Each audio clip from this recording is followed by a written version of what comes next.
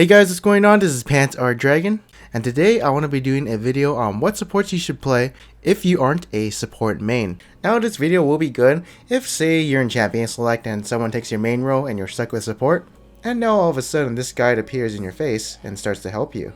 Now this video won't intake how balanced a champion is. It's going to be over the criteria of how easy is the champion to play in like 1 to 3 games, so not being too mechanically intensive. Champions whose kit are one-dimensional. For instance, Thresh is 2-dimensional where you can use his W offensively and defensively, while Blitzcrank is 1-dimensional where you just press Q and be offensive with it. Well, most of the time you're going to be offensive with it. How forgiving a champion can be when punished for mistakes, which ideally means heals or tankiness. And champions who basically let their AD carry do all the work. And now with all that being said, let's get started.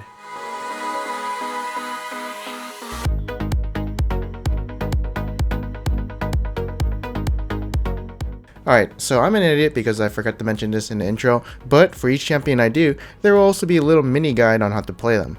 Alright, so first up is going to be one of my favorites, Soraka. Soraka is one of the easiest supports to play if you are not a support main. Why? Well, basically what you do is stand behind your AD carry while he or she does all the work, and you just keep feeding your AD carry heals and heals over and over again. Your Q is pretty mediocre to hit, and its only useful purpose is to restore health to Soraka. Literally, your only job is to just stand back and not die. If you can do that, you can play Soraka. Oh yeah, and if you see people dying, well, you press R.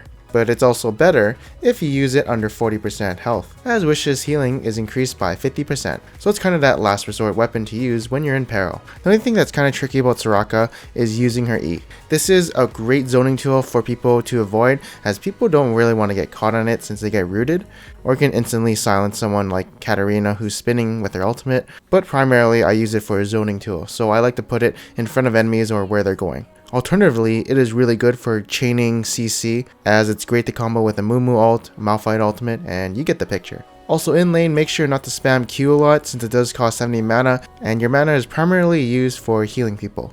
Now onto the build of Soraka. So for runes, some people take health regen, some people take ability power. It really depends on what you prefer, but for reds, it's a must to get armor. This is the rune page I would take if I were playing Soraka. As you can see, there's not a lot of offensive stats, mostly passive stats like health regen, as we want to supply the health for our heals. But ever since the nerf to her W, where they increase the mana cost, you might want to go, a little bit more mana regen. As for Masteries, we go 0, 18, and 12, pretty basic for a Soraka page. And for the item build, I do go into the coin path, and then cooldown boots because it's really cheap and, great on supports. And then I would go into banner command if the enemy has AP. But if not, I get the Zeke's Harbinger, and then after those two items, it's pretty situational on what you get next. You can go AP, you can go health regen, you can go movement speed, but what I do not recommend is going health. It's counterproductive with her W.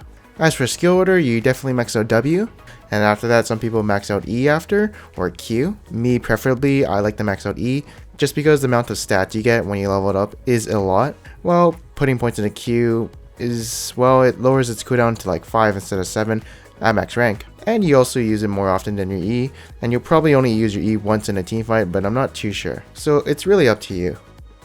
Next up is gonna be Blitzcrank. So Blitzcrank is a champion that is very one-dimensional because your job is to basically pull people and then kill them. That's all you have to do in teamfights, in laning phase, and just roaming around. Like, yeah, you don't pull the Mumu into your team or the Alistar, but that's literally the only thing you have to watch out for. Pulling anyone into your team is usually a good thing, and you just knock them up right after. Add R for a little burst, and you got yourself a good Blitzcrank. As long as he can make hooks, then yeah, he's an easy champion.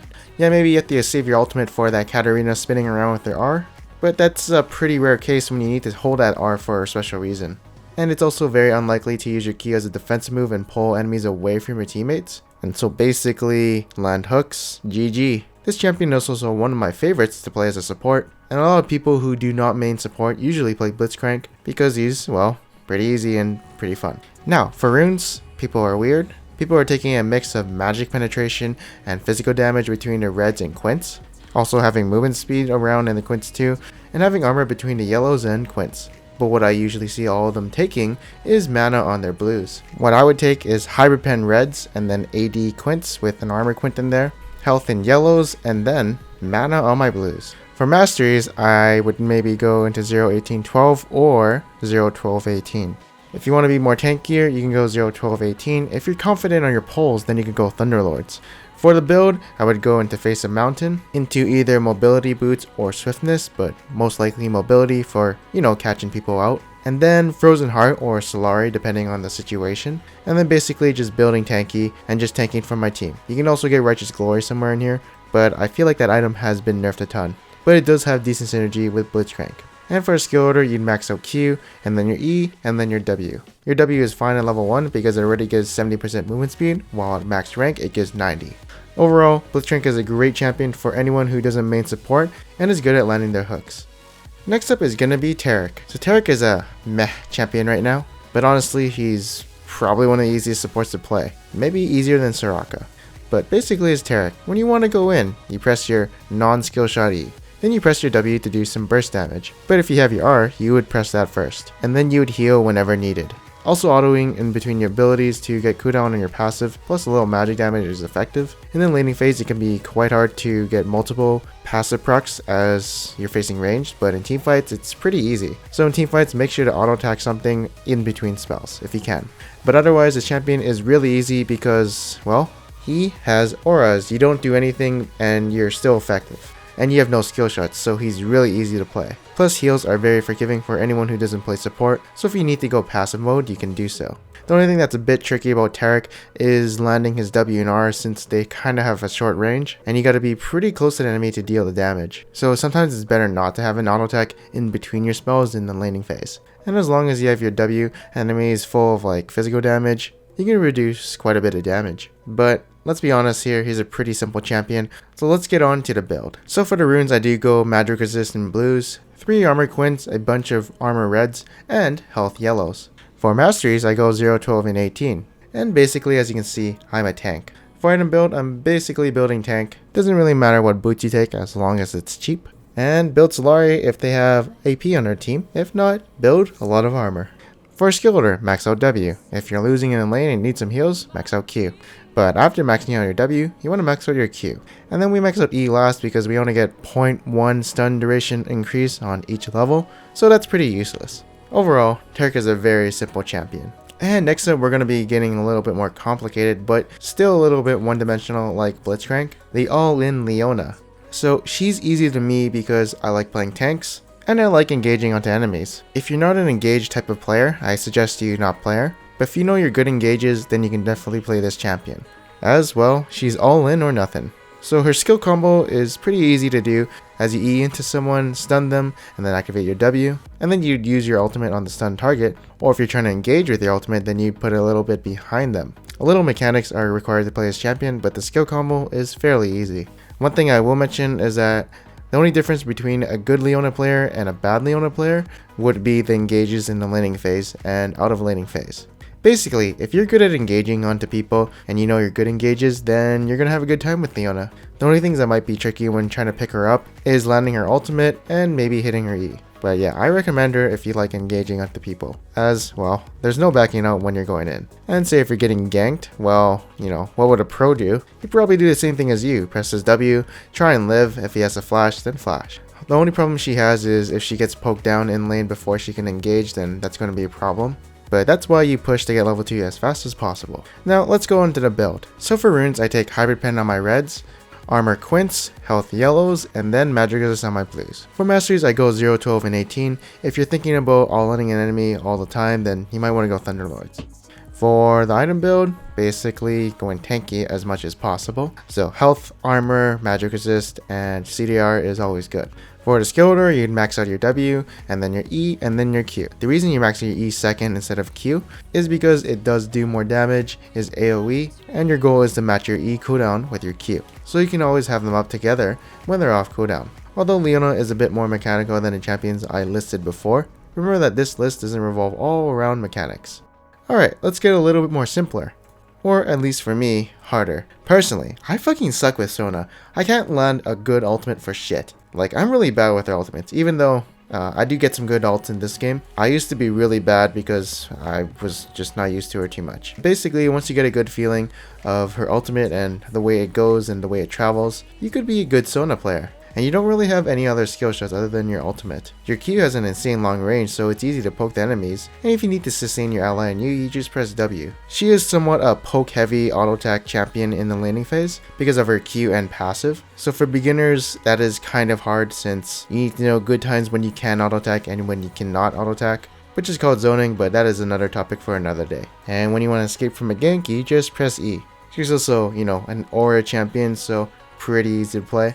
You just gotta be good with your auto attacks and I guess your ultimate. Now, one of the best things about Sona, I feel, is how well she scales in the mid game and late game. So if you do poorly in the early game, as long as you can make it to the mid game and late game, you're gonna have a good amount of threat, as each point into your ultimate makes your abilities more stronger, and your W becomes really useful since you can provide a shield to your team and heal people. There are also two other things that I worry about when I use her, which would be managing her mana and how squishy I am during the laning phase. But once you get a mid game and late game team fights, you just spam your keyboard until the team fight is over. Alright, so for runes I take Hybrid Pen reds, Armor quints, Health yellows, and Magic Resist blues. For Masteries I go 0, 18, and 12. Yeah, we do a lot of damage, so I think Thunderlords is pretty good here. Windspeaker's Blessing obviously is good, but we're not maxing out our W first. That'd be more for the mid game and late game stage.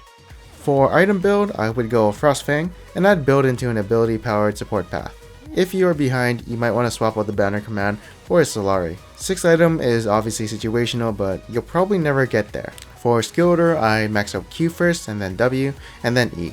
You can also put some points into W if you need some sustain in the lane. Overall, I just suck at Sona because she's just too squishy for me. I just get all in lane, I die very easily, and I'm not confident enough in my ultimates. Now, next up is going to be Morgana. You know what my favorite thing about playing Morgana support is? Pressing W and getting so much monies. I love how easy it is to get the monies with pressing my W and coming from the Spell Thief's edge. She's definitely pretty easy. I mean, you toss her a Q, and if it lands, you kind of want to go all in a bit. If not, just get some monies again. And if you're getting ganked, well, press your E. You can also make flashy plays by flash R'ing onto the enemy, and it's pretty simple. You can combo your Q with your R to get that chain CC. But the only thing that makes a really good Morgana player versus a bad Morgana player is those clutch E black shields. So if you have good reflexes, then you're going to be a good Morgana player. And also if you're good with landing your Qs, kind of like Blitzcrank, then you're good to go. She's definitely one of the harder champions to use in this list, but she's also pretty safe due to her W and E. You don't always have to hit them with your Q, you always get your W, plus you can proc Thunderlords on them. And picking up on how to use your R onto enemies is pretty simple. If you've seen someone else play Morgana, you can pick it up, like they go in when they see someone who got Q'd and, kill people. You can also press R first and then press Q after once they're stunned, so you get a assured hit on your Q. But yeah, for the most part, reflexes with your E and hitting your Q. Alright, so we're going to be doing the build now. For runes, I take Armor quints, AP blues, Health yellows, and Magic Penetration reds. I don't take Hybrid Pen on Morgana because I don't auto attack too much since my auto attack range is low. For Masteries, it goes 0, 18, and 12, getting that Thunderlords because W is so good with it.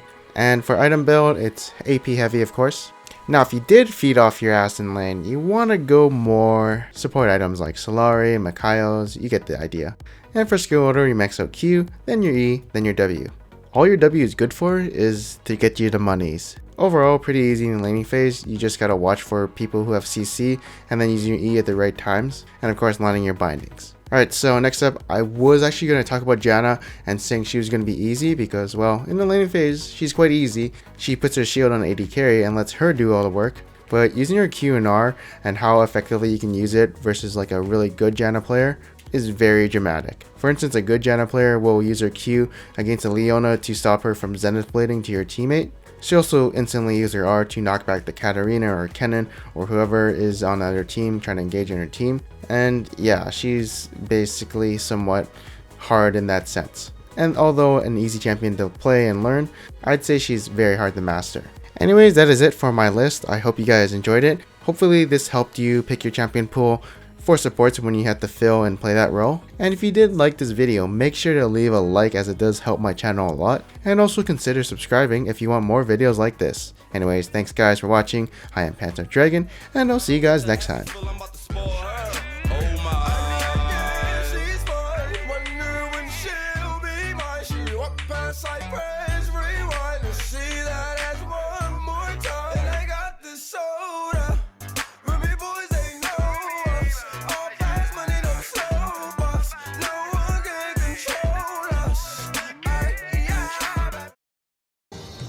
crit animations. Hello. I only have 61%. Hello, crit. love. Hey, look, Hi, love. Hey, look, why I got Bloodthirster though?